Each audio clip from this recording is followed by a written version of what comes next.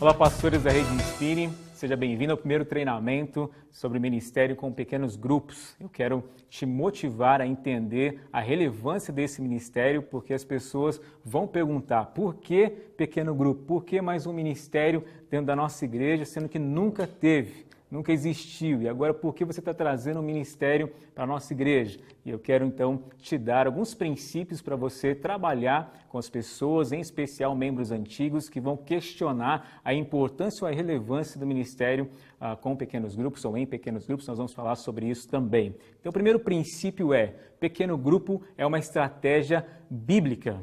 Está escrito na Bíblia, é algo de Deus. Quando olhamos para a palavra de Deus, desde quando você tem a primeira família, Adão e Eva, você já vê ali uma família e um pequeno grupo.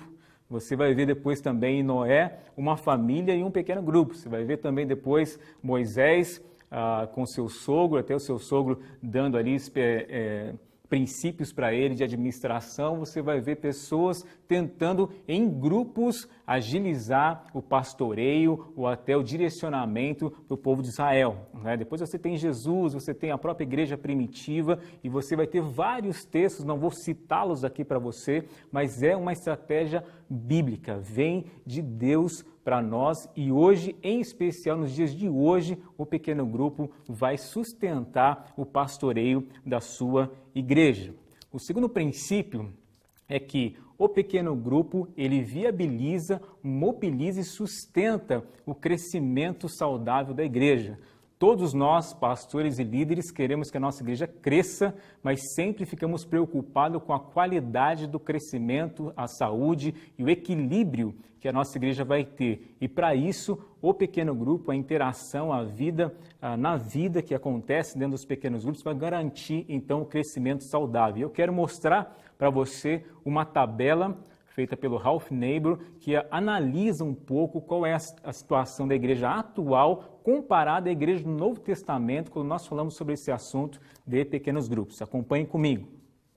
Na igreja do Novo Testamento, de casa em casa e no pátio do templo. Na igreja atual, apenas no templo. Em relação aos relacionamentos, o relacionamento no Novo Testamento era íntimo, com ênfase no encorajamento e prestação de contas. Já na igreja atual, o relacionamento é escasso e pouca transparência. Quanto ao discipulado, no Novo Testamento, o discipulado era feito em forma de acompanhamento vida na vida. Na igreja atual, o discipulado geralmente é feito por ensino por meio de classes, cadernos, livros e pouco ensino ministrado como modelo de vida. Quanto aos dons espirituais, no Novo Testamento, eles eram usados por todos os crentes para edificar o corpo de Cristo. Já na igreja atual, geralmente são ignorados, menosprezados ou até limitados a ministros, diríamos, profissionais. A máxima do evangelismo no Novo Testamento era: ide e fazei discípulos. Já na igreja atual, venha crescer conosco. Quanto ao compromisso primário, no Novo Testamento, a igreja do Novo Testamento, o compromisso era fazer discípulos, expandir o reino e encorajar a comunidade cristã. Na igreja atual, geralmente, o compromisso primário é expandir a própria instituição ou denominação. Em relação à tarefa primária da liderança, no Novo Testamento, era modelar a vida do discipulado por meio de um relacionamento e ministério ativo. Já na igreja atual, geralmente é preparar e dirigir programas. Avalie aí como você está dentro dessa comparação, dessa tabela. A tarefa pastoral primária no Novo Testamento era treinar e discipular os crentes por meio de um relacionamento e ministério ativo. Já na igreja atual, geralmente a tarefa pastoral primária é pregar bons sermões ou administrar a igreja. A fonte de recrutamento de tempo integral no Novo Testamento era um ciclo de discipulado nos quais os líderes emergiam de dentro da igreja, testados e aprovados antes de serem separados para isso. Já na igreja atual, é um clero profissional treinado.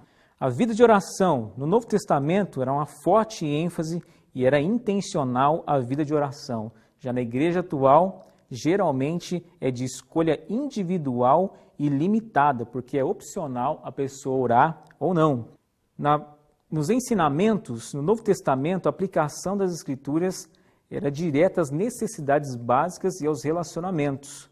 Já na igreja atual, concordância com as doutrinas específicas de cada igreja ou denominação.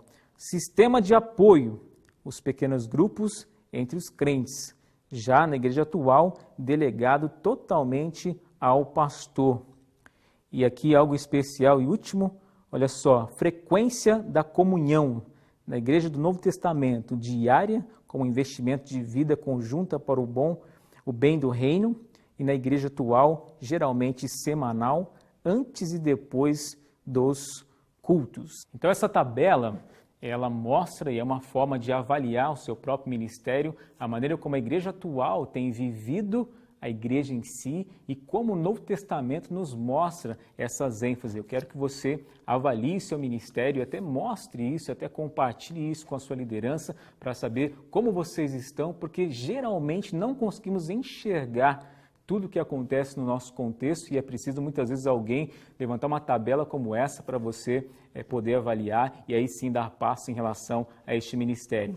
Eu quero que você entenda que dentro da igreja, como essência de uma igreja, sempre nós vamos ter o ambiente das casas e o ambiente dos templos. Nós temos que ter os dois ambientes porque biblicamente funcionava assim, né? Os discípulos iam para os templos, para as sinagogas, mas também estavam de casa em casa. E você precisa entender que se não tivermos os dois ambientes, é impossível ter um crescimento saudável e sustentável na igreja. Esse crescimento, em especial, que geralmente falta para nós hoje, porque nós estamos mais nos templos, é o ambiente das casas. E aí sim, então entra o pequeno grupo neste processo para que a igreja esteja equilibrada. E eu quero também agora enfatizar o poder e a unidade desses dois ambientes. Por que que o grande ambiente, os templos, os cultos, as ministrações são importantes e por que também os pequenos grupos são importantes e um complementa o outro para que a sua igreja seja saudável e cresça de uma maneira equilibrada. Acompanhe comigo. Então, o grande grupo, ou seja, os cultos e os ministérios, mostram a grandeza de Deus, as grandes celebrações comunitárias com louvor e adoração. O grande grupo cuida da parte administrativa e financeira do movimento da igreja, celebra os batismos na família, aproxima e apresenta as pessoas. O grande grupo ele tem um impacto na comunidade. A igreja, quando ela está reunida em muitas pessoas, ela consegue impactar muito mais a sua comunidade. Ela reúne as faixas etárias, até as tribos que nós temos hoje. Ela realiza também no grande grupo movimento social, a capacitação, eventos, pontes que vão alcançar a comunidade. Também tem no grande grupo a pregação pública para a cidade. O grande grupo também geralmente envia melhor missionários. Também o grande grupo faz um marco na cidade, tem uma voz profética na sua cidade e região e celebra também a ceia do Senhor, recebe os dízimos e ofertas no altar. Já o pequeno grupo, ou seja, os encontros de pequenos grupos, mostram a intimidade do povo de Deus. No pequeno grupo, você realiza o cuidado pastoral, você gera a intimidade, o coração no pequeno grupo é revelado, fortalece os laços da família, fortalece também o discipulado, a comunhão ela é mais efetiva, fomenta a mútua intercessão e estimula também a mentoria. No pequeno grupo você tem um ambiente para a aplicação da disciplina de uma forma mais efetiva e também próxima, sem exposição. No pequeno grupo você responde melhor às dúvidas da fé que as pessoas apresentam. O pequeno grupo fortalece e aprofunda os relacionamentos. É um ambiente que estimula a confissão e a transparência, é um ambiente seguro para tratar também do pecado, ele estimula o surgimento e crescimento de líderes e também o pequeno grupo ele se prepara para a rede final nos dias de perseguição antes na comunidade. Algo também muito importante é que o discipulado 1 a 1, que geralmente é uma utopia dentro do ambiente da igreja, ele se torna possível, realizável e até excelente quando você tem um ambiente pequeno onde as pessoas se disponibilizam então para discipular 1 a 1 e fazer um processo de mentoria. Você ganha muito com o pequeno grupo nesse processo de cuidado 1 a 1 e um pastoreio intencional e personalizado na sua igreja.